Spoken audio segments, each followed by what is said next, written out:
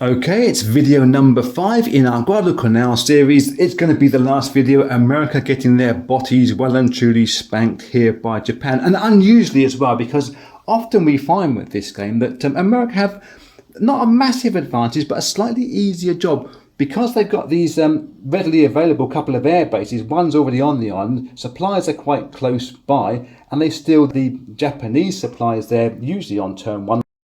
Also have Melita we can get to as American player, and Santa Isabel often you can get to, or even going into New Georgia, which we didn't do this time round. So to get a Japanese victory is one to be celebrated. And yeah, if you're non-partisan in this game, then it's been an absolute cracker. So we're looking at Japan's move first. They are the first player on turn number 5 on the load and move transport. I've pre-thought out just about everything here, so we can crack on a little bit fast because you don't want to string the end out too long. Load and move transport ships. Well, there isn't much loading to be done by Japan. They're going to be just moving these guys here from C Zone D, slipping through the gap and having a little pop at Guadalcanal when it comes to the unload and battling phases, etc. The guys that were on Santa Isabel that took part in that very successful attack up there, they come through into C Zone D, and they're even going to bring some air cover with them because why not indeed. They can leave a couple of guys behind because they're being a bit flash with that, and even moving one of their boats back home for tea and buns at Mrs. Miggins's pie shop. I think that's all the load and move transports that Japan can do. America land, but they've got a couple of guys on their base card. They're going to bring those forward into the Melita Sea Zone where the larger attack is going to happen on this one transport ship. The rest of the transports, well, they might as well go home, except if we leave them here, should Japan decide that they want to try to attack this one small invasion or reinforcement fleet. At least there's some air cover to absorb some of the hits should you get the 1s or the 2s. You don't know how that happens. Blah, blah, blah. After the move transport ships, it's moving the battleships. The only battleship on this board is Japan's. They come into C Zone H. It can have a pop at Guadalcanal. It can support any kind of air attacks that go on in there as well. Then the aircraft carriers move. Well, Japan have one more carrier. That's up in C Zone D. That can come through into C Zone H and be sitting there all looking rather threatening. Then we get to move the cruisers. Japan have one cruiser here in D.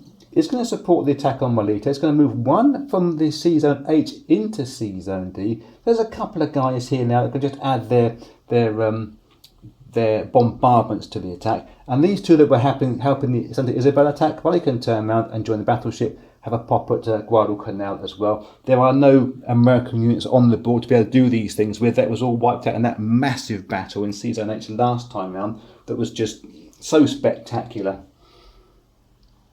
We then get to load and move destroyers. Once again, it is just Japan. They're the only ones with destroyers on the board. They're taking one of the artillery units off of C Zone, off of New Georgia, C Zone G, into C Zone H. That would join in the transportation onto Guadalcanal, and just see if, rather spectacularly, with the amount of air and ground units that Japan have got, there's a possibility that they could actually completely take off all of the American troops and control every single air base. Unusually, to take all the air bases on all the islands would be a spectacular finish to this game. I'm hoping that the dice rolls will go that way, but you never know what happens when you start rolling dice. After the destroyers and their load and moves, obviously no Americans to do that either. We now get to move and attack submarines. There's no submarines on the board for either side. It's now just moving the bombers. So Japan have got one bomber on Santa Isabel.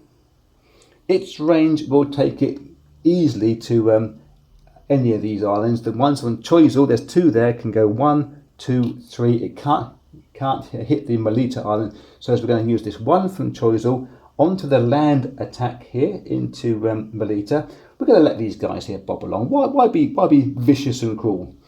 And then these 2 bombers here can go into C Zone G, H, and then onto the Guadalcanal for the land attack there.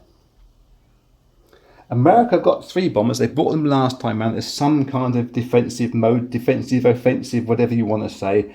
The only place I can think we can put them, realistically, try to just bring this invasion fleet to a small grinding halt. So we would put those up in the air, into the water, 1, 2, 3, and get involved in some kind of air battle and just see if it survives against whatever Japan can throw up in the air as far as their anti-aircraft is concerned. When we move the fighters, it's just Japan. They're the only guys with fighters on board. So into Sea Zone D, into Melita, help that attack down there, and then 4 guys here. Well, I think because America have an anti-aircraft gun on Guadalcanal, we want to protect our bombers to some degree, so we can put 1 fighter on there. The other 3, I think, well, we'll put a second one on there. Why not? We feel lucky, and put the 2 of them into the sea zone here, H, to help with the anti-air fight against, or the air battle against these 3 American bombers that are there. That is the end of the movement phase, sort of. We do have one more thing we can do, because, as I said, Japan have been so dominant. They've also saved themselves 1 quick drop token. You can play it in any sea zone, and you basically unload your transports and destroyers before any kind of air attack takes place. So they're kind of nullifying these bombers being here in the first place. Would America have known that? Would America know where you're going to play it? You can put it here, you can put it here, etc. America were in 3 minds whatever they tried to do. But these Japanese units now land here before any combat takes place. They are on the island, ready to rock and or roll. America's last token was the amphibious assault, which Japan managed to nullify so effectively by not landing their troops. It's a great token. I find that America have a good laugh with that amphibious assault token, but not this time. It has now just been lost, chucked away. It doesn't happen, doesn't occur at all in this game. So after that, we now think about our attack air units. It's what can attack air units in various different zones and places. Over on Melita, there is nothing that can hit these air units up here. That's done and done. On Guadalcanal, all they have here is 1 anti-aircraft gun from American land. That's all they've got. Japan obviously can choose where they go first, but we might as well choose that one because it's the simplest one to play out. So the anti-aircraft gun have 2 dice. I can grab 2 of those. Let's move the camera up a little bit. They have 2 dice they can roll versus bombers and fighters. And it's only fighters they can hit because of their order on the card. Shake it till you make it, or miss it entirely. So that battle is an absolute wipeout. In this battle here, Japan will roll first. They have 1, 2, 3, 4, 5 anti-aircraft guns versus these 3 American bombers. No, they won't. They'll have 7 dice versus them because the fighters have 2 in air battles. Get me counting right. So 7 dice in the tube for Japan.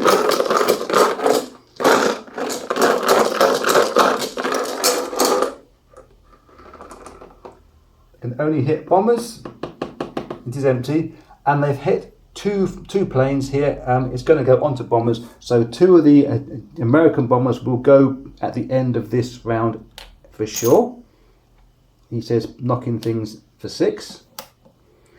And America, well, they have 3 dice versus air units for their 3 bombers in air battles. There's nothing else that can hit air in H. And they've scored 3 hits. America get a magical roll for the first time in this game, I think. It's completely wasted. 2 of these fighters go down, but they did their job mightily in the first part of this battle anyway. So, it's quite funny that it's black humour, I'm pretty sure. let's have a little think about the next part of it, which is attack sea units. What can attack sea units? Well, America have got 2 guns here that can point out into the water, and they've got their bomber. And we're looking at this from the American point of view, because there isn't really anything that that Japan can do versus sea, apart from this one lonely artillery piece that has already landed from our quick drop token. So that can fire out towards these boats. Let's have a laugh with that one then. We've got a dice in the tube. The artillery rolls 1 dice in a sea attack, pointing out into the waters. If it rolls a 1, I should do a mic drop. That is a 6. The other side of the dice is a 1. Okay, that didn't happen, but that would have been funny if it did. The Americans, though, in attacking sea units in here have 1, 2, 3, 4 from their artillery versus anything in there. So it's 4 dice. Can America suddenly come good at the end?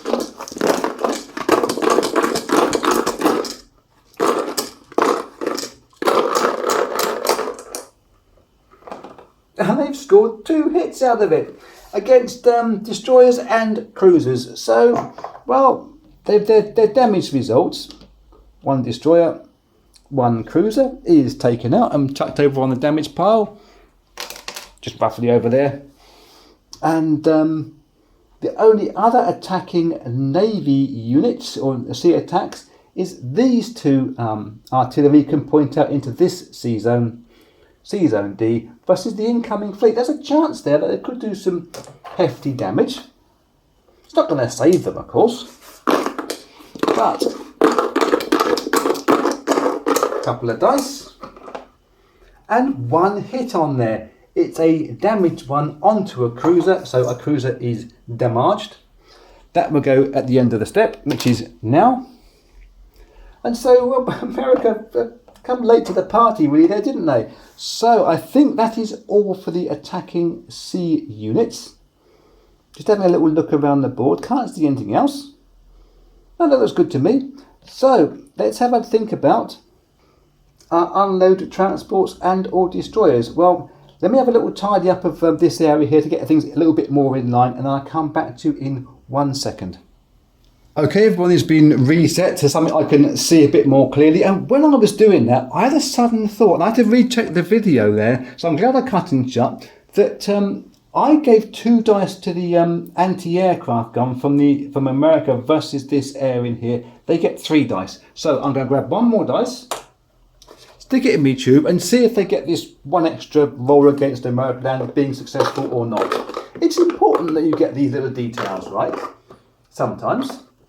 And they've missed entirely. Rolled a 6. Well, completely wrong. Ignore all that. We're now going to get on to the attacking the land units phase. Melita's the harder one for Japan. They have got 11 dice. 1, 2, 3, 5 makes 8, 9, 10, 11 dice they can hit these 6 American units with. To control the island, they've got to remove all the Americans. So to get 11 hits, to get 6 hits out of 11 dice, that's a hard job for Japan. But they're going to try, because everyone loves a tryer. Put the dice in the tube, give them a rattle around.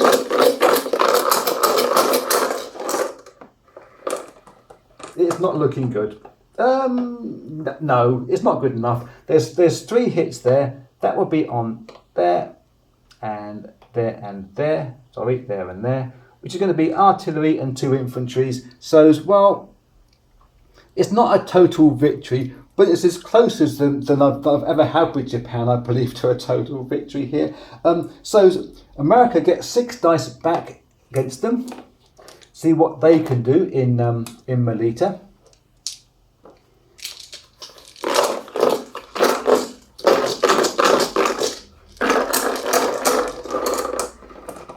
And they've scored just the 1 hit. That will go on to a artillery piece, which is just that one there. So, well, America will control their air bases with numbers, attack numbers, but you know, it's a trivial matter really now. Not for the guys there, of course, who've just been squashed, but it's a trivial matter in the whole course of this game. When we get down to Guadalcanal, Japan have got a better chance here of grabbing this island and grabbing both these airfields as well, because Japan have 14 dice, America only have 4 dice, or five pieces and 4 dice. So 14 to take out 5 pieces, I think it's a slightly better chance here. So 12 dice into the tube.